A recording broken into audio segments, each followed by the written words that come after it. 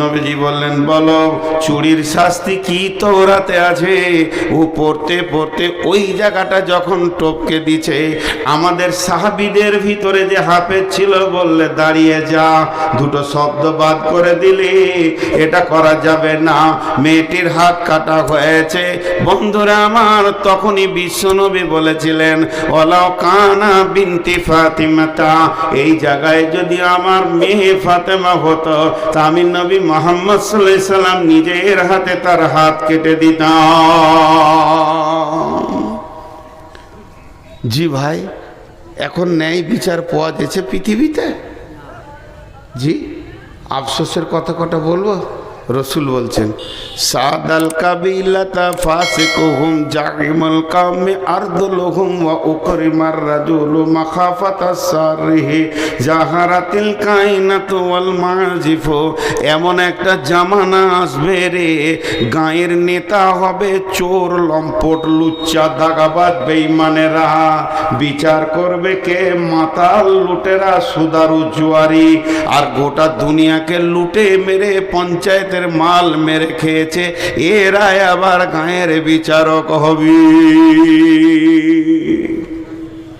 চলছে কি চলছে না? এতগুলো লোক চুপ করে আছে, আমাকে ডাকছে, যান যান যান। ও বিচারকে ঘুম লাগছে, চোখ চলছে। আর আমি বলেছি ভাই, আমি শেষ, দিনও শেষ, সময়ও শেষ, আমি হার নাই, আমি শেষ। তো জি, একটা জিনিস খেয়াল করেন যে আজকে বিচার কি চলছে। আল্লাহ রসুল আফসোস করেছেন একটা বিষয়ে, দুটি বিষয় আফসোস করলেন। তো সাহাবীরা বলছেন, রাসূলুল্লাহ আপনি আফসোস করছেন দেখতে পাবেন না তার জন্য? বলছি, জি না, আমি দেখতে পাবো না এর জন্য আফসোস করিনি, আমার উম্মত দেখতে পাবে এর জন্য আফসোস করছি। গায়ের লেজের মতো তাদের কাছে চাবুক থাকবে, বিচার হবে, আদালত চলবে, প্রতিদিন কোর্ট চলবে, থানা চলবে, মার চলবে, চাবুক চলবে, জেলে ভরা হবে, সেলে দেওয়া হবে।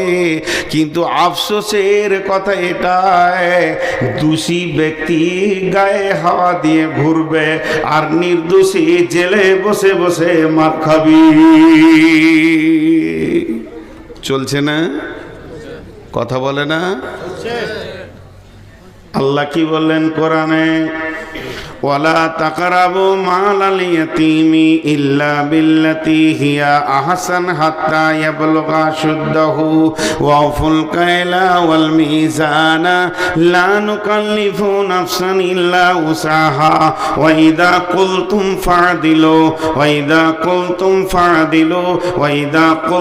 ফা'দিলু ওয়ালাউ কানা দা কুরবা। তুমি যখন বিচারে বসবে, সাক্ষী দেবে, তো ন্যায় কথা বলবে, যদিও তোমার নিকট আত্মীয় হয়।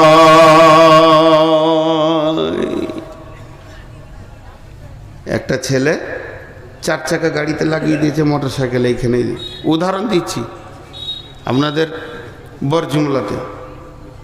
আর গাড়িটা আসছে কোথা থেকে? পাকুড় থেকে। সে গরিবের বাচ্চা বিচারাকে 400 টাকা দিয়ে বলেছে মালটা ঢেলে দিয়ে আজকে ঘুরে এসে খাবি, পেট তার চুঁ চুঁ করছে। আর যে টোটোওয়ালাদের অত্যাচার চলছে রোডে, আল্লাহ মাফ করো, এ যে করোনা ভাইরাসের থেকেও কঠিন ভাইরাস। 4 চাকা নিয়ে চলা যে কত কঠিন। আমি ড্রাইভারকে বলি, টোটো দেখে সাবধান হবি, এলপি গাড়ি দেখে সাবধান হতে হবে না, তাদের ঠিক আছে, কিন্তু এদের কোনো ঠিক নেই। একটা প্যাসেঞ্জার দেখে নিয়েছে, ভরম করে ব্রেক করে দিলে, ওই বাড়ি থেকে আসছে, ও এইখান থেকে ব্রেক মেরে এমনি করছে, যাবে নাকি? তার মানে যে চেপে আছে সেই ইন্নালিল্লাহ পড়ছে, জানাজা পাবে না। এদের যা চরিত্র আর কি। তো ন্যায় বিচারের ব্যাপারে আমি আপনাদের সামনে যেটা বলছি, যে একটা গাড়িকে টোটোতে লাগিয়ে দিয়েছে, এলপি গাড়িতে। দোষ টোটোওয়ালার, অন্যায় এর, বেলাইনে ছিল, ওটা বড় গাড়ি একটু লেগেছে, তো এর একটা চাকা চলে গিয়েছে, ভেঙে গিয়েছে। এখন ওকে কলার ধরে নেমিয়ে মারছে, চলছে মার। ও মারতে মারতে ওর বন্ধু এসে বলছে, তাহলে আমি অনেকদিন মাস্তানি দেখাইনি, তো চুলটা হিলিয়ে দিয়ে ও মারলে। এখন মানে বর্তমান যুবকদের একটা ভাইরাস, লম্বা চুল আর খালি মাথাটা এমনি করছে আর হাতটা খালি এমনি করছে, হাতটা খালি এমনি করছে। আজকে টোটোতে এলাম 53 থেকে 54 বার খালি এইখানে আস্তে আস্তে হাতটা এমনি করছে। আমি তুমি খুব কষ্টে আছো বলো, আজাব চলছে তোমার। হ্যাঁ, তো চুলের উপরে এবারে এই মার ধর করে ওকে করে দিলে, কিন্তু একদিন ন্যায় বিচার হবে। তো এবার বিচার চলছে। টোটোওয়ালা জোরে গলা বলছে, তুই কী ভেবেছিস? কিন্তু আসলে গাড়িটা ছিল কোম্পানির, টোটোওয়ালাকে খবর নাই। যখন ওর ড্রাইভারের নাক দিয়ে রক্ত আর রক্ত ভিডিও কল করে দেখিয়েছে, কোম্পানির মাথা গরম। ওদের ইন্স্যুরেন্স করা থাকে 23 লক্ষ, 40 লক্ষ, 5 কোটি, 15 কোটি, 16 কোটি। জি, শিল্প ব্যাংকে শুধু অ্যাকাউন্ট খুলতে গেলে 10 কোটি টাকা লাগে, অ্যাকাউন্ট খুলতে, রানিং করতে। তো সেই রকম তারা বড় কোম্পানি, মনে রাগ হয়েছে, 4খানা কেস ঢুকেছে। মাল লুট, টাকা পয়সা লুট, মাল নষ্ট, 13 লক্ষ টাকার মাল ক্ষতি দিয়ে দিয়েছে। 4খানা কেস একদম কলকাতায় মেরেছে, লালবাজারে। ওখান থেকে খবর আসছে লালগোলায়, আসামি তুলো। রাত 3টের সময় পুলিশ এসে টোটোওয়ালার ঘর ঘেরে টেনে বার করছে। কি হলো? বলে এতগুলা কেস আছে। ঠান্ডা ঠান্ডা মানে ওর গোষ্ঠী পর্যন্ত ঠান্ডা। অঙ্ক করে 3 লাখ টাকার ঘর বাড়ি নাই, কিন্তু মাস্তানি করেছে। বহু ঘটনা এরকম ঘটেছে, চটপট করে তার ঘরে হাত দিতে যেন না দিয়ে।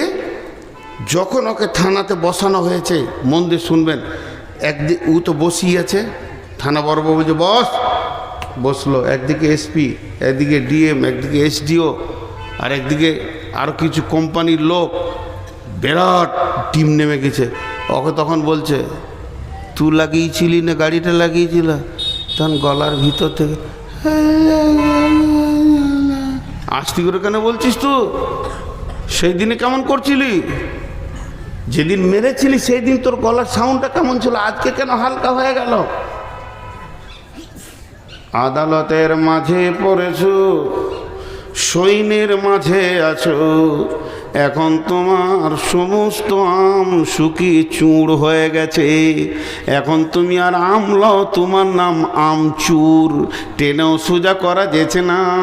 বড়বাবু বলছে, গলা ঝেড়ে কথা বল, পানি খা। বলছে, স্যার ভুল হয়ে গেছে, চলবে না। তো আমার আল্লাহ বলছে, আমি জিপটাকে রেখেছি 32টা সৈন্যের মধ্যখানে।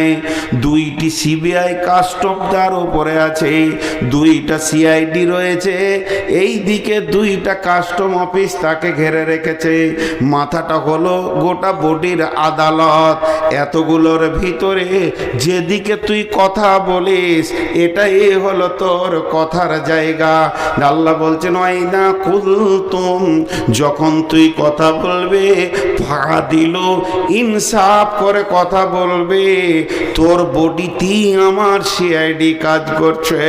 ফাঁকা দিল ওয়ালাউ কানা দা কুরবা, যদিও সে নিকট আত্মীয় হয়। বাদশা নিজে হরিণ শিকার করতে গিয়েছে, এইরকম করে তীর ধরেছে, একবারে ফলা তীর। হরিণকে পাবে তো আর ওখার দুনিয়া থেকে বেঁচে থাকতে হবে না। আর যেই তীর ছেড়েছে, হরিণটা তরফ করে লাফিয়ে উঠেছে, আর লক্ষ্যভ্রষ্ট হয়ে পায়ের তলা দিয়ে সেই তীর। নদীর ধারে এক বুড়ি এমনি করে কাপড় সাফ করছিল, আর ওর একমাত্র বিধবা মেয়ে বাচ্চাটা দাঁড়িয়েছিল, কানে পড়ে স্পট হয়ে গেল। কাজীর কাছে বিচার চলে গেল। বাদশাহ নিজে মেরেছে, দেশের বাদশাহ মেরেছে, আর বিচার গেছে কাজীর কাছে। আজকে শুক্রবার, রবিবার বিকাল 3টে ফাইসালা হবে। বাদশাকে এনে হাজির করা হলো। বাদশার সিংহাসনে নাই, কাঠগোড়ায় দাঁড়িয়ে আছে, বুড়ি দাঁড়িয়ে আছে, দাফন কাফন হয়ে গেছে। একদিকে স্বামী হারিয়েছে, এবার সন্তান হারালো, যার মুখ পানে তাকিয়ে দুনিয়ার আলো দেখছিল।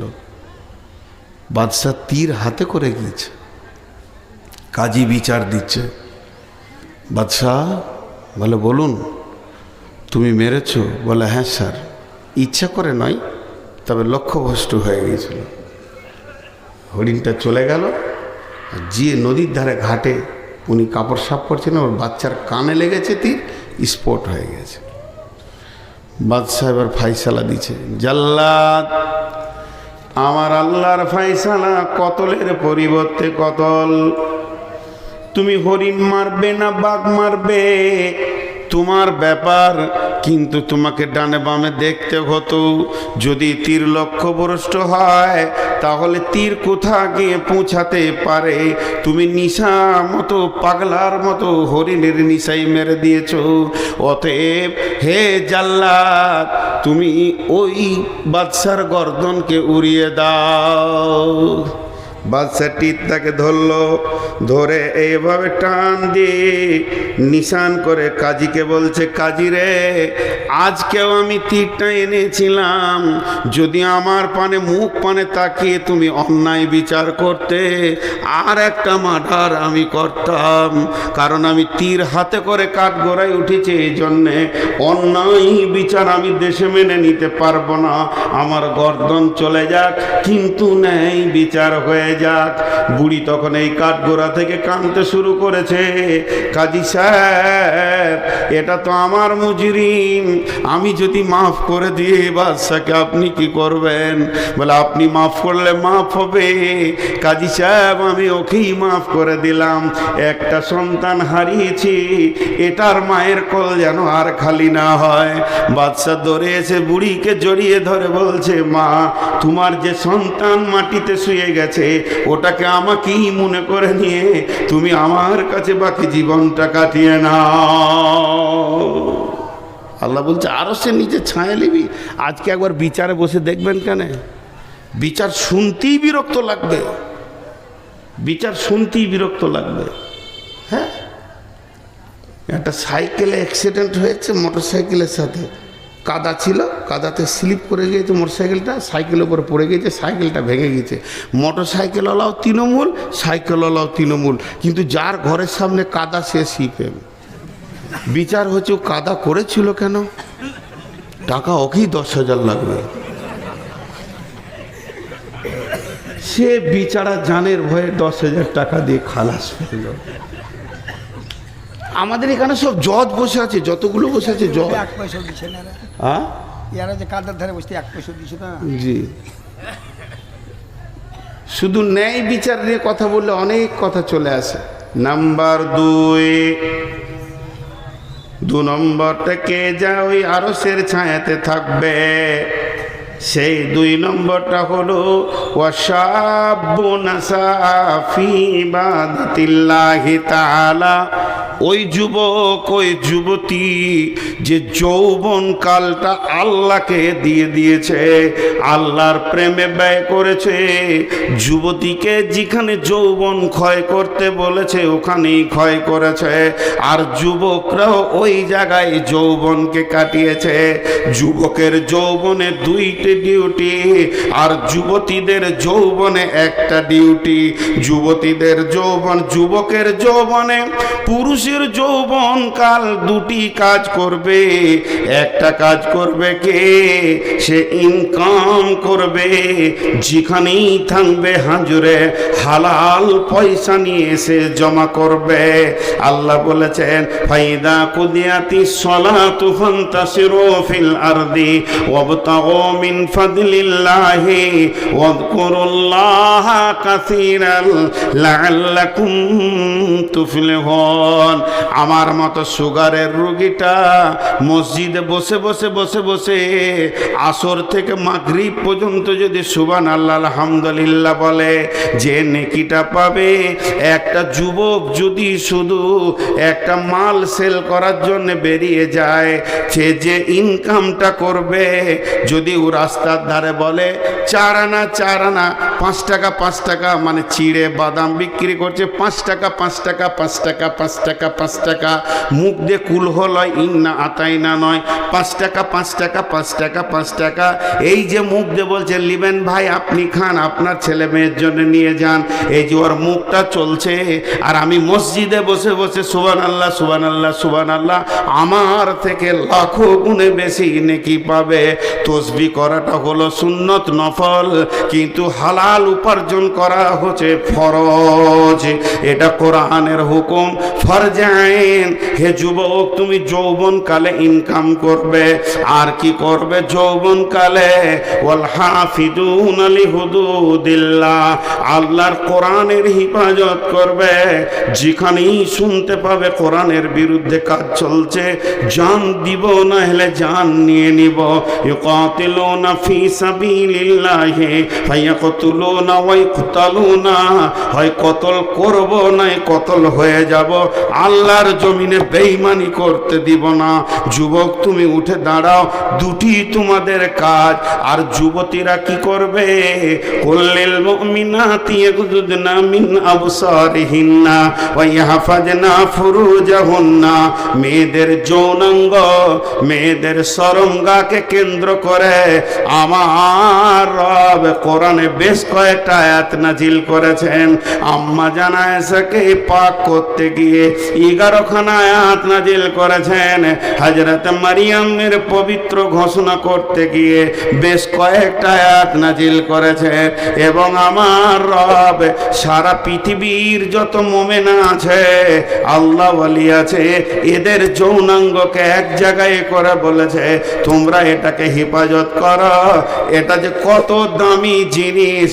আমার পৃথিবীতে যত নবী, যত মাওলানা, যত মুফতি, যত বক্তা, যত মাদানি, যত কারি, যত হাফেজ, যত শহীদ, যত নবী, যত আম্বিয়া এসেছে, ওটার ভিতর দিয়ে পৃথিবী দেখেছে। আল্লাহ বলেছেন সুম্মাস সাবিলা ইয়াসসারা, তোমাদের মায়ের রাস্তা তোমাদের জন্য আসান করে দিয়েছি, এর জন্য পৃথিবীর আলো দেখেছ। হে আমার মায়ের দল, লুচ্চাদের পাল্লায় পড়ে তুমি এত দামি জিনিসটাকে নষ্ট করে দিও না। আল্লাহ তাবারাক ওয়া তাআলা বিশ্ব যুবতীর জন্য একটা বাটখারা রেখেছেন হযরতে মারিয়াম, তাকে নবুয়তি টাইটেল দিয়েছেন আলাইহাস সালাম। সেই মারিয়ামের ব্যাপারে আল্লাহ বলছেন ওয়া মারিয়াম ইবনাতা ইমরানা আল্লাতী আহসানাত ফারজাহা ফানাফাকনা ফীহি মির রূহিনা ওয়া সাদ্দাকাত বিকালিমাতি রাব্বিহা ওয়া কুতুবিহি ওয়া কানাত মিনাল কানিতিন। বিশ্ব যুবতীর দল রে, তোমরা মারিয়ামকে দেখে লক্ষ্য করে পা ফেলো। সে তার শরমগা এবং গোটা বডিটার এমনই হিফাজত করেছিল, আমি রব তার ভিতর থেকে দামি গোলামকে নিলাম এবং মা বেটাকে কিতাব দিয়ে ধন্য করলাম। আজ যদি কোনো যুবতী বুকে হাত দিয়ে সতীত্বের গ্যারেন্টি দিতে পারে, শুধু যৌনাঙ্গ নয়, তার দাঁতের হাসিতে, চোখের চাওয়ানিতে কোনো পুরুষ যেন, হালাল পুরুষ যার সঙ্গে বিয়ে হালাল আছে, সে যেন আনন্দ না পেয়ে যায়।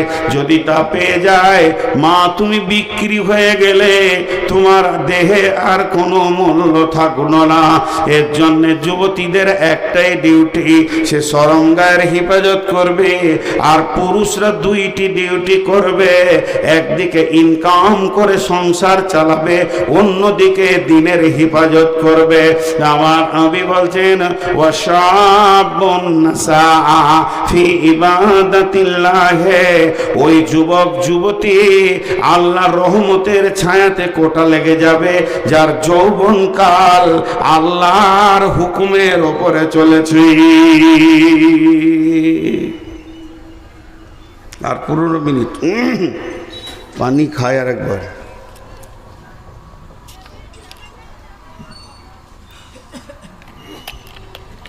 জি, নাম্বার 3,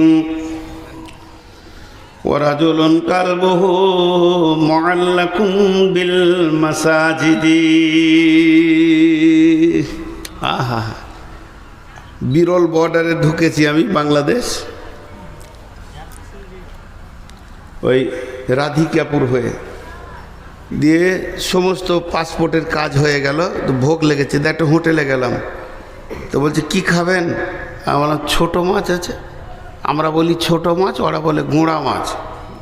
তো গুঁড়া মাছ আছে, তো আছে, দাও 1 প্লেট, দুজন আছি আমরা, 2 প্লেট দাও। তো আলুর সঙ্গে রান্না করেছে। তো টোটালটা যদি 200 গ্রাম ওজন হয়, যে তরকারিটা দিয়েছে 100 গ্রাম ওজন হবে, তো মোটামুটি 100 গ্রামে 98 গ্রাম আলু আর 2 গ্রাম মাছ। তা আমি হোটেলওয়ালাকে বলছি, মাছে আলু না আলুতে মাছ? আপনি হিসাব করেন। বলছে হুজুর আপনাকে তো পারা যাবে না। বলো না, মাছে আলু হতে পারে, 1-2টা আলু দিলেন, কিন্তু আপনি আলুতে মাছ দিয়েছেন। আমি তো আলু চাইনি ভাই, আমি মাছ চেয়েছি, আপনি দাম নেবেন। জি, 1 লিটার দুধে 9 লিটার পানি, তাহলে দুধে পানি না পানিতে দুধ? পানিতে দুধ। আর 9 লিটার দুধে যদি 1 লিটার পানি, তাহলে দুধে পানি। তো আমাদের জীবনটা হবে মসজিদওয়ালা দুনিয়া, কিন্তু হয়ে গেছে দুনিয়াওয়ালা মসজিদ। মসজিদে ঢুকছি আধা ঘন্টার মধ্যে 30 মিনিট, 30 মিনিট, প্রতি মিনিটে 60টা সেকেন্ড আছে। 5 মিনিট আল্লাহকে মনে পড়ছে, বাকি 29 মিনিট 55 সেকেন্ড দুনিয়াতে মনটা পড়ে আছে। তাহলে মসজিদটা দুনিয়াওয়ালা মসজিদ হলো। আর আমার রসুল বলছে তোমার দুনিয়াটা মসজিদওয়ালা হয়ে যাক। তুমি মাঠে কাজ করবে কিন্তু তোমার দিল পড়ে থাকবে মসজিদে। তুমি মার্কেটে থাকবে, হঠাৎ চমকে উঠবে, কিরে বাবা আজান হলো নাকি? খরিদ্দারের সঙ্গে কথা বলছি, আজান হলো না কিরে বাবা, মসজিদ যেতে হবে। হ্যাঁ, এমন মার কাট কাজ, ধান কাটো, ধান নিয়ে চলো, ধান বাও। সারাদিন যেন শ্বাস ফেলার সময় নাই। ভোরবেলায় বেরিয়ে গেছি, জোহরের আজান শুনে মাঠে নামাজ সেরে নিয়েছি, সালাম ফিরে আবার কাজে লাগ, চল। বাড়ি থেকে খাবার গেল, খেয়ে নিলাম। আসরের সময় ধানগুলো গুছিয়ে সন্ধ্যার সময় বাড়ি এসে যেই মাগরিব ডুবো হয়ে গেছে, আজান শুনলাম, আর বাড়িতে মন টিকছে না। দিল যেন মসজিদকে ছিঁড়ে, মসজিদ যেন দিলকে ছিঁড়ে লিছে। মসজিদ রে, তোকে জোহরে দেখিনি, আসরে দেখিনি, এখন মাগরিবে না দেখে আর থাকতে পারবো না। মসজিদে যদি দিলটা টাঙা থাকে আর বডিটা যদি দুনিয়াতে ঘুরে বেড়ায়, আপনার কাজগুলো নামাজে গণ্য হয়ে যাবে। কারণ আপনি নামাজি রত রয়েছেন, শুধু ছুটি নিয়ে দুনিয়া করতে গেছেন। অতএব বন্ধুরে, আল্লাহর নবী বলছেন ওয়ারাদুলুন কালবুহু মুআল্লাকুন বিল মাসাজিদে, ওই লোক যার অন্তরটা মসজিদে টাঙা আছে। হাজি, আমরা ইমামকে মসজিদকে মসজিদ সাফ করার ব্যাপারে হুকুম করি না? এটা খুব নেকেট। অনেক বক্তা দেখায়, আমি দেখাচ্ছি না, এটা নোংরা। কেন আমি আল্লাহর ঘর সাফ করব? আমার হাত দিয়ে করব? বেদাতি পীর আছে আমাদের এলাকায়, তোমার নামটা আর করছি না। তো ও পীর জীবিত পীর এখনো বেঁচে আছে, 2টা আছে একই গ্রামে, একটা মরেছে, একটা আছে। তো আমাকে আমার দিল চাইলো যে ওকে একদিন দেখা করি। ওই এলাকায় থাকতাম আমি, একটা মাদ্রাসায়। তো ভদ্রলোক এত হার্ড আরবি জানে, আবার ইঞ্জিনিয়ার, ইংল্যান্ড থেকে পাস করা ইঞ্জিনিয়ার, পীর ইংল্যান্ড থেকে পাস করা ইঞ্জিনিয়ার, আর এত হার্ড আরবি জানে যে ও আরবি বলবে তার আপনি ডিকশনারি ছাড়া তর্জমা করতে পারবেন না। ভদ্রলোক এত শিক্ষিত, কিন্তু ওই এহরামের মতো একটা কাপড় নিচে পরে আছে আর একটা গায়ে দিয়ে আছে। ওর একটা মুরিদকে বললাম, তোর পীরকে দেখাবি না একবার? বলে চলেন, নিয়ে গেল। তো আমি মসজিদের দরজায় দাঁড়িয়ে আছি, ঘন ঘড়ি দেখছি, মানে 40 মিনিট পরেই আমার বাস, 40 মিনিট পরেই বাস। বলছে আপনি দাঁড়ান, আমি পীর সাহেবকে ডেকে আনি। ভিতরে গেল, তো দেখছি ওই রকম এহরাম হালাতে আসছে, কিন্তু মাথা ঢাকা, মেয়েদের মতো এইদিকে ঘুরে নিয়েছে। তো চুলটা দেখার আমার খুব শখ ছিল, শুনেছি ওর চুল নাকি 2 হাত, কিন্তু দেখতেই পেলাম না। তো দেখার খুব শখ ছিল, টেনে তো খুলতেও পারছি না। তো অনেক উঁচু শিক্ষিত মানুষ, সে খবর আমি জানি। উনি আসলেন, আমি বলছি না যে এটা ভালো কাজের লাইন। তো এসে আমি এক হাতে মুসাফা করলাম, উনি এক হাতে মুসাফা করলেন। আসসালামু আলাইকুম। ওয়ালাইকুম আসসালাম। কি বাবা নূর মোহাম্মদ? আমার নামটা আগে থেকেই জানে বা ও বলেছে ওর মুরিদ। আমি অনেক দিন থেকে ভাবছি হয়তো তুমি একবার দেখা করবে, তো এতদিন পরে এলে। আমার সাথে ওর বয়স আসমান জমিন পার্থক্য, উনি মুরব্বী। তো বললাম জি আমি দাঁড়িয়ে আছি। তো চট করে মসজিদে উঠি, একটা মসজিদের মুসল্লাকে এনে আমাকে বলছে বসো, আর ঝাঁটাটা নিয়ে মসজিদ ঝাঁট দিতে শুরু করলো। আমি বলছি হুজুর আমাকে দেন। বলছে না তুমি মেহমান। তো তোমাকে দেওয়াটা আমার ঠিক হবে না, এটা তো রসুল দেননি মেহমানকে, আমাকে তোমার ইজ্জত করতে হবে। আমাকে তুমি বলছে বয়স হিসেবে বসলাম, আমি বললাম প্রথমেই বেয়াদবি মাফ করবেন, আমার গাড়ি আর 40 মিনিট, অল্প সময় দিব, কিছু আমাকে বলেন।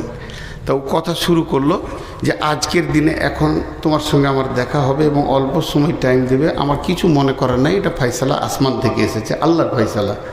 তা মা বাপের সঙ্গে ভালো ব্যবহার করবে, প্রতিবেশীর সঙ্গে ভালো ব্যবহার করবে, আল্লাহ রসুলের সুন্নতের পাবন্দির ওপরে জীবন কাটাবে, ফরজ হুকুম ছেড়ে দিও না, আল্লাহ তোমাকে ঠিক কামিয়াবের জায়গায় পৌঁছাবে। এই কথা কটা বললেন, তারপর আমি চলে আসলাম। ওর সঙ্গে আর আমার দেখা নাই। তো ওর কাছ থেকে এই ইলমগুলো পেয়েছিলাম ওর মুরিদের কাছ থেকে, শরীয়ত, তরিকত, হাকিকাত, মারিফাত, তান্ত্রিক, তামাসিক, যান্ত্রিক, রাজসিক, এই রুটের লাইনে যে কথাগুলো ওখান থেকে উদ্ধার করেছিলাম অনেক। তো খুব নোংরা জায়গা আছে ওখানটা, খুব নোংরা আছে, আপনারা শুনে ভালো মনে করলেন খুব নোংরা আছে। কিন্তু আমি এই কথা বলতে বলতে এত দূর এলাম কেন, যে একটা আন্তর্জাতিক পাশ করা ইঞ্জিনিয়ার, ও পীর হোক আর না হোক, এটা তো পাস করে এসছে ইঞ্জিনিয়ার, মসজিদে উঠি প্রথমে ঝাঁটাটা হাতে করে ঝাঁট দিতে লাগলো, কারণ ওর হৃদয়ে মসজিদের মহব্বত আছে। আর আমরা মসজিদে ঢুকে খক থু, এবার জানলাতে লম্বা হয়ে ঝুলছে, সে ঝুলছে তো ঝুলছে, ওটা ওর সাফ করারই কোনো নিয়তি নেই, অথচ এটা আল্লাহর ঘর। আর মা বোনেরা গোটা ঘরে যেটা ঝাড়ু দিয়ে জমা হবে মাল, ওটা নিয়ে যে মসজিদের পাশে ঢেলে দিলে, মসজিদকে নোংরা করে রেখেছে। মসজিদ এত সুন্দর হয়ে থাকবে, আপনার একটা বাড়ি, আমার একটা বাড়ি, আপনার একটা বাড়ি, ইনার একটা বাড়ি, ওনার একটা বাড়ি, গোটা গ্রামে 300 জনের 300টা বাড়ি, আর 300 জনের একটা বাড়ি। তাহলে বলেন ওখানে ময়লা থাকে কি? 300 জন যদি নিয়ত করে আল্লাহর ঘরে ঝুল হতে দিব না, আল্লাহর ঘরে ভিতর কেন বাইরে তো দাগ লাগতে দিব না, একটু ময়লা লাগতে দিব না, আমি সুন্দর করে ঝেড়ে দিব। আল্লাহর নবী বলছেন ওয়ারাদুলুন কালবুহু মুআল্লাকুন বিল মাসাজিদি ফিল মাসাজিদি, ওই লোক আরশের ছায়াতে থাকবে, রহমতের ছায়াতে থাকবে, যার হৃদয়ে মসজিদের মহব্বত আছে। হ্যাঁ, শুনো শুনো ইয়া ইলাহি, শুনো আমার মোনাজাত। জি, তুমি মসজিদেরই ঝাড়ু বারদার করো আমারে হাত। আজকে সকলে একটা নিয়ত করি, যখনই সময় পাবো মসজিদ পরিষ্কার করব ইনশাআল্লাহ। আর আজ থেকে 5 ওয়াক্তের নামাজ ছাড়বো না ইনশাআল্লাহ। আর সামনে রোজাতে রোজা রাখবো ইনশাআল্লাহ। বাস হয়ে গেল। একটু তো মসজিদ এটাই চাইছে, মসজিদের দিলটা পড়ে আছে মানে আমাকে মসজিদে সলাত আদায় করতে হবে, মসজিদের জন্য আমার প্রাণ চলে যাবে। জি, 3 নম্বর হলো, 4 নম্বর রাজুলানি তাহাব্বা ফিল্লাহি ইজতামা আলাইহি ওয়া তাফাররাকা আলাইহি। আমার নবী বলছেন তোমার আরশে কোটা লেগে গেছে, রহমতের ছায়াতে তোমার রিজার্ভেশন লেগে গেছে, হা হুতাশ করো না, পস্তাতে হবে না। যদি আল্লাহর জন্যে ভালোবাসা করো আর আল্লাহর জন্যে যদি ছাড়াছাড়ি করো, তবে তুমি রহমতের ছায়াতে জায়গা পাবে। মুশরিক জান্নাতে যাবে, দেখছো আরো উত্তর দেয় না। মুশরিক জান্নাতে যাবে? মাদানী সাহেব চুপ করে আছে, আর এরা বলছে না যাবে না। কে বলে যাবে না? শিরক একটা বিষয় করা যায়, মহব্বতের, মহব্বতকে ভাগাভাগি করা যায়। আমি আব্বাকে ভালোবাসি, মাকে ভালোবাসি, সন্তানকে ভালোবাসি, বিবিকে ভালোবাসি, আলেম ওলামাকে ভালোবাসি, আল্লাহকেও আমি ভালোবাসি। ভালোবাসা এমন একটা ইবাদত, আল্লাহ কোরআনে বলেছেন, হে মুসলমান, কুল ইন্নামা আনা কুলি ইজা কুলিন্নামা আনা বাসারুম মিসলুকুম ইউহা ইলাইয়া আন্নামা ইলাহুকুম ইলাহু ওয়াহিদ ফামান কানা ইয়ারদু লিকা রাব্বিহি, যদি কারো মনের তামান্না থাকে রবের সঙ্গে মোলাকাত করব, ফামান কানা ইয়ারদু লিকা রাব্বি ফালিয়ামাল আমালান সালিহা, সুন্দর আমল করো, ওয়ালা ইউশরিক বি ইবাদাতি, ইবাদতের ভিতরে শিরক করিও না। আমি মালদান করলাম আব্বার নামে, মালদান করলাম মায়ের নামে, মালদান করলাম বোনের নামে, ভাইয়ের নামে, আমি আল্লাহর হস্তে আল্লাহকেও মাল দিয়ে দিলাম। আমি চারিদিকে মহব্বত ভালোবাসা ছড়ানো আছে আমার। অতএব বন্ধুরে, মানুষকে ভালোবাসবো আমি আল্লাহর জন্যে, এবং মানুষের সঙ্গে আমার ছাড়াছাড়ি হবে আল্লাহর জন্যে। আল্লাহর যে দুশ্মন সে আমার দুশ্মন, নবীজির দুশ্মন আমার দুশ্মন, কিন্তু ওই দুশ্মনের সঙ্গে আমার আপোষ থাকবে না। আল্লাহর মহব্বতে আমি মহব্বত করব। তো বিশ্ব নবী বলছেন, তোমার একটা কোটা ওই আরশের ছায়া, রহমতের ছায়াতে লেগে গেছি।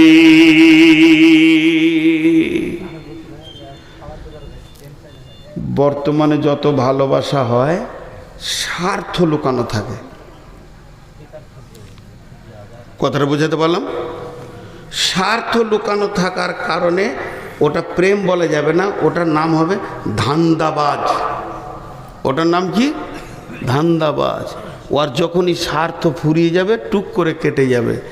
ভালো কাউকে বাঁচতে গেলে অন্তর থেকে ভালোবাসতে হবে, যে ভালোবাসার ভিতরে কোনো রকম কোনো ছল চতুরি থাকবে না।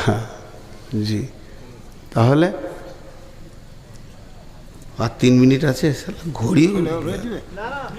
হ্যাঁ, কালেকশন আছে, কে করবে? হ্যাঁ, সিজন পেরিয়ে গেল, বলছে আলু তুলো। এখন আম গাছে একটা যদি আম বের করে দিতে পারেন তা আপনাকে 10 লাখ টাকা কালেকশন দেবো। না, এটা ভুল হয়ে গেল, 12 মেশি গাছে থাকতে পারে। অনেক আছে আপনার বাড়িতে আছে? জি, অনেক গাছে থাকে আমার বাড়িতে। ভাবছে যে আবার মূল উঠবে, তা আবার চাইবে, তাহলে পেঁচিয়ে দিব আপনার জন্য পেছখানে হবে।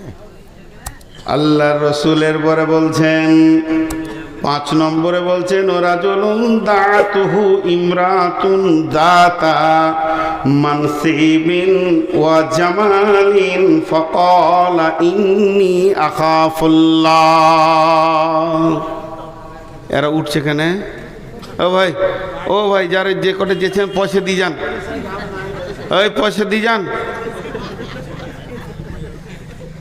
আল্লাহ আমাকে কেন মমতাজুল করলে না? ওরই দাম বেশি রয়েছে এখন মার্কেটে। জি, দেখেন আপনাদেরকে একটা খুব তাসাল্লি দেওয়ার বক্তব্য দিচ্ছি আজকে, যে কিয়ামতের মাঠে টেনশন নাই। এই জিনিসটা দিচ্ছি, সব টেনশন মুক্ত হয়ে যাবে। মা বোনেরা নাকেরগুলো কানেরগুলো খুলে দিয়ে পাঠিয়ে দেন। আমি যে তাসাল্লির বক্তব্য আজকে দিচ্ছি, অন্তত খুশি হয়ে আপনাদের বেশি দান করা উচিত। আল্লাহর নবী বলছেন, ওই যুবক যার ভিতরে পরিপূর্ণ উত্তাল রয়েছে, ওই মানুষটা, তাকে একটা সুন্দরী এবং মালালা মেয়েটার ভিতরে 2টি গুণ, একদিকে দেখতে অতি সুন্দর আর একদিকে তার মালে পরিপূর্ণ রয়েছে। সে কিন্তু তোমাকে হাতছানি দিচ্ছে, এসো এসো। তখন যুবক ওকে উত্তর দিচ্ছে, যুবতী রে, তোমার কাছে সমস্ত মালের স্বাদ আমার জানা আছে, প্রয়োজনও আছে, মধ্যখানে একটা প্রাচীর রয়েছে যেটাকে টপকাতে পারছি না। ইন্নী আখাফুল্লাহ, আমি আল্লাহকে ভয় করি। এর জন্য মুআজ বিন জাবালকে আল্লাহর নবী 10টা ওসিয়ত করেছিলেন। ওয়ান মুআজ বিন জাবালিন রাদিয়াল্লাহু তাআলা আনহু قال আওসানি রাসূলুল্লাহ সাল্লাল্লাহু আলাইহি ওয়াসাল্লাম বিআসরি কালিমাতিন, যে 10টা ওসিয়ত করেছিলেন, শেষ কথাটা ছিল, মুআজ রে, তোমাকে লাখ কথার এক কথা, কোটি কথার এক কথা বলছি, পৃথিবীর যে কোনো কোণে থাকো না কেন, ওয়া আখিফুহুম ফিল্লাহ, আল্লাহর ভয়কে সঙ্গে করে রাখিও। তোমার সঙ্গে যদি আল্লাহর ভয় থাকে, পৃথিবীর কোনো গুনাহ তোমাকে স্পর্শ করবে না, তোমার কাছেও কোনো গুনাহ আসবে না। এবং আল্লাহর রসুল তার সাথীকে বলেছিলেন, হিজরতের সাথী ছিলেন আবু বকর, লা তাহজান ইন্নাল্লাহা মা'না। আবু বকর রে, আমার আর তোমার সঙ্গে আল্লাহ রয়েছে। যদি কোনো যুবক বা যুবতী এটা মনে করে আমার সঙ্গে আল্লাহ আছে, ওর দ্বারা কোনো গুনাহ করা সম্ভব হবে না। তাই আমার নবী বলছে, হে যুবক, হে যুবতী, তুমি যদি নিজেকে লুচ্চামি থেকে বাঁচাতে পারো আল্লাহর ভয়ে, তাহলে আল্লাহর রহমতের ছায়াতে তোমার কোটা লেগে গেছে।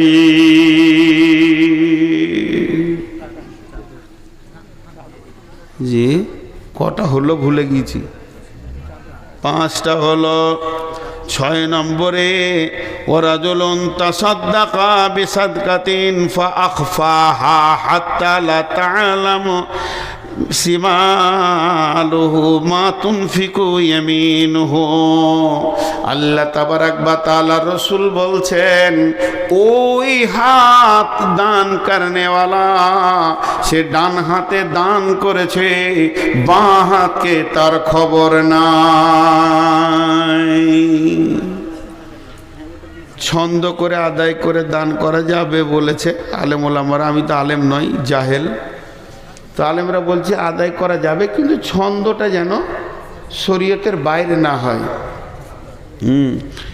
তো ছন্দ করে আদায় করছে, কিন্তু এমন ছন্দ, জরিনা বিবি দিয়ে পাঠিয়েছে 200 টাকা, যদি ওর নামটা বলা না হয়েছে তার একবার বলছে বলগা, আমার নামটা বলে নাই। হ্যাঁ, কিন্তু গোপন দান দেখেন প্রকাশ্যে দান করা যায়, ওটা ক্যান্সেল করা যাবে না। রাসূলুল্লাহ সাল্লাম প্রকাশ্যে নিয়েছেন, কেছো দাও, জমা করো, সব প্রকাশ্যে দিয়েছেন। আবার গোপনও দান করা যায়, কিন্তু গোপন দানে তো দান হবে, আবার আরেকটা এক্সট্রা ফেসিলিটি বেনিফিট হবে যে আল্লাহ রহমতের ছায়াতে জায়গা লাগবে। জি, একটা লম্বা হাদিস, আর হাদিস পড়ছি না। লা তাসাদ্দাকনা বিসাদকাতিন ফাখারাজা বিহি বিসাদকাতিহি ফাওয়াজাহা ফি হাদিস সারিকি। এর আগেও আমি বর্ণনা করেছি, নবী মুসার জামানায় ঘটনা। বানি ইসরাইলদের একটি লোক নিয়ত করলো আজকে গোপনে দান করব, আমি নবী মুসাকেও বলবো না।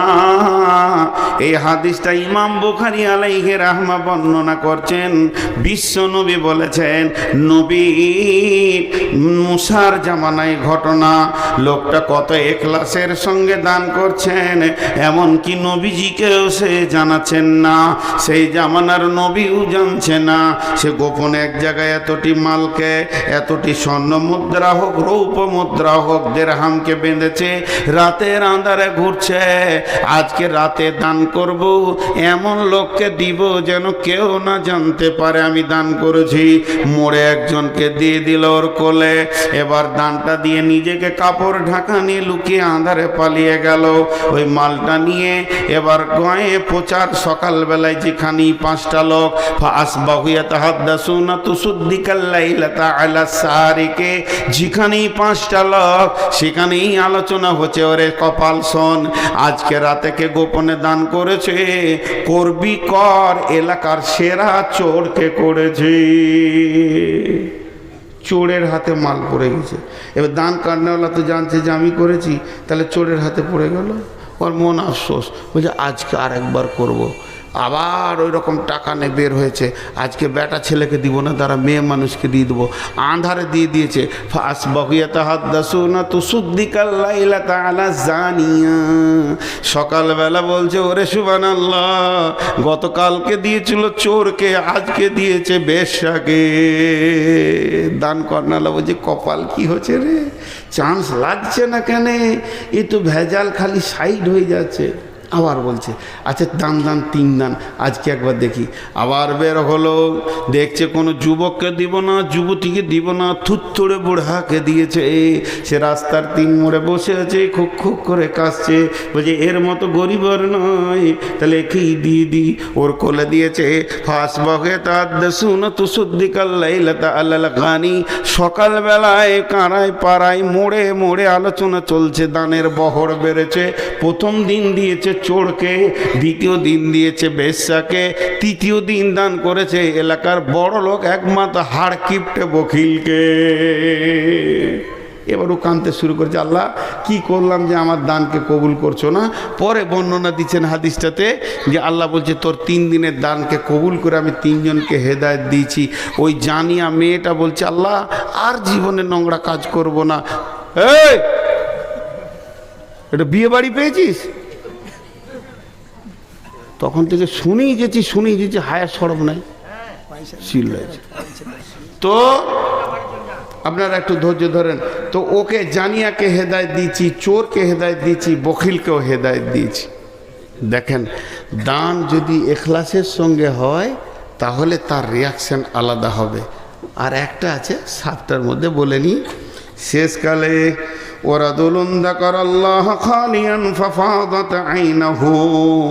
ওই লোকটা রহমতের ছায়াতে থাকবে যে লোকটা গভীর রাত্রিতে উঠে চোখের পানি আল্লাহর কাছে ফেলে।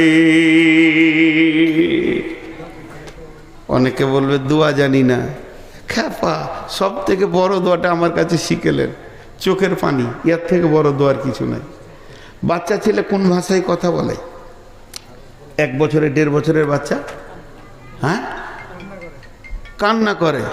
ওর কাজ হচ্ছে কেঁদে দেওয়া, মায়ের কাজ হচ্ছে ওর কান্না চুপ করানো। তা আমার কাজ হচ্ছে আল্লাহর কাছে কেঁদে দেওয়া, ওর কাজ হচ্ছে আমার কান্নাকে চুপ করানো। কেন কাঁদছি?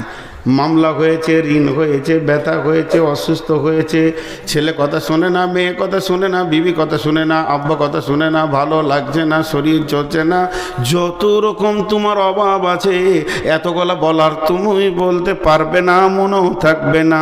তবে যে কেঁদে দিল সে লুটে নিল, যে রো দিয়া ও লুটলিয়া। অতএব চোখের পানিতে খালি তুমি বেশি কথা বলো না, একটা শব্দ বলো, রব্বানা রব্বানা রব্বানা। মূর্খ আছি, ভাষা জানি না, জ্ঞান নাই। আমার কি দরকার আমি নিজেই জানি না আমি কত মূর্খ। মাবুদ তুমি হলে সব থেকে শাহিনশাহ। আমার চোখের পানি তোমাকে বন্ধ করতে হবে। জাহান্নাম নিব না, জান্নাত ছাড়ব না। পৃথিবীর বুকে আমার অনেক রকম কেস মামলা আছে, মাবুদ তুমি আমাকে আনন্দ করে দাও। তাই আল্লাহর নবী বলছেন ওয়ারাদুলুন যাকারাল্লাহ খালিয়ান, একদম শুদ্ধ অন্তরকরণে আল্লাহকে ডাকবে। ফাফাজাত আইনাহু, তার 2টি চোখের পানি গরম গরম বইতে থাকবে। বিশ্বনবী বলছেন উম্মত রে, রহমতের কোটাতে তোমার সিট লেগে গেছে। ভাই, যতটি লোক বসে আছেন, আমার কথা যখন 1.5 ঘন্টা শুনতে পেরেছেন, তা আমার 1.5 মিনিটের একটা কথা শুনেন। এই আয়োজন, এই লাইট, সাউন্ড, মাইক, এত কিছু একটা কমিটি, খারাপ কথা না বললে মানাচ্ছে না বলি বলছি। আমি ওনাদেরকে গাধা বলতে চাইছি না, গাধার মতো 3 মাস 4 মাস থেকে খেটে যে একটা আয়োজন দিয়েছে, যদি আপনারা কিছু না দিয়ে চলে যান, এটা কেমন হবে আপনি আপনার আদালতে বিচার করলেন। আপনারও একটা সুস্থ মস্তিষ্ক আছে, আপনি ঠিক নেই বিচারটা পেয়ে যাবেন। আপনার বিবেক আপনাকে বলবে এটা চূড়ান্ত পর্যায়ের অন্যায় হচ্ছে। বিধায় যতটি লোক বসে আছেন, আমি এখানে একটা চাদর দিয়েছি, ওই চেয়ার থেকে, ওই দূরে থেকে হেঁটে এসে একবার চাদরে হাতটা রেখে যান। এটা আমার শেষ কথা। আর মা বোনেরা, ওখানে যেভাবে কালেকশন হচ্ছে ছাত্রীদেরকে দিয়ে, ওখানে একবার চাদর, এখানে একটা চাদর দেন। আর 2000, 5000, 1 মণ 2 মণ 20 কেজি 50 কেজি ধান দেনওয়ালা যদি কেউ আছেন তো আল্লাহর রাস্তে বলেন। এই মজলিস আপনি আল্লাহ, আমি একটু দোয়া করি, আপনারা আমিন বলেন। এই আল্লাহ তুমি আমাদের এই সভাকে কবুল করে নাও, এই মাদ্রাসাকে কবুল করে নাও, সন্ধ্যা থেকে নিয়ে যত দান হয়েছে কবুল করে নাও। শুধু এখানে নয়, সারা পৃথিবীতে ইসলামকে বাঁচানোর জন্য যত কালেকশন হয়েছে কবুল করে নাও। আল্লাহ আমাদের মা বাপকে তুমি মাফ করে দাও, দাতার মা বাপকে তুমি মাফ করে দাও। এ আল্লাহ তুমি হায়াতে তাইয়্যিবা দাও, তুমি আমাদের সকলকে কবুল করে নাও। এ ভাই আপনারা উঠে আসেন, নেকি বেশি পাবেন, উঠে আসেন। চাদরওয়ালার কাছে আপনারা উঠে আসেন, সকলে কথা বলতে বলতে আসেন। সবাই বলেন সুবহানাকা আল্লাহুম্মা ওয়া বিহামদিকা ওয়া আশহাদু আল্লা ইলাহা ইল্লা আনতা আস্তাগফিরুকা ওয়া আতুবু ইলাইকা।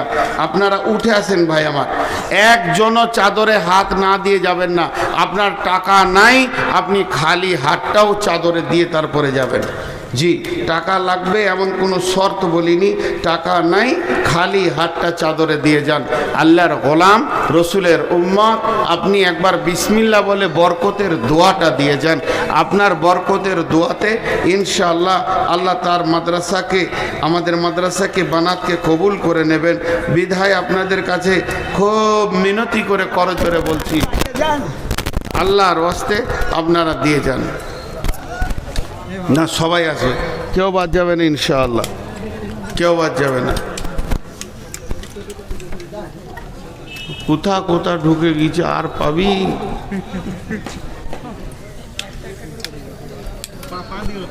দুটো দুধ দিকে গিয়েছে মাশাআল্লাহ, এই সব নিয়ে আসতে হবে। দেখ জি না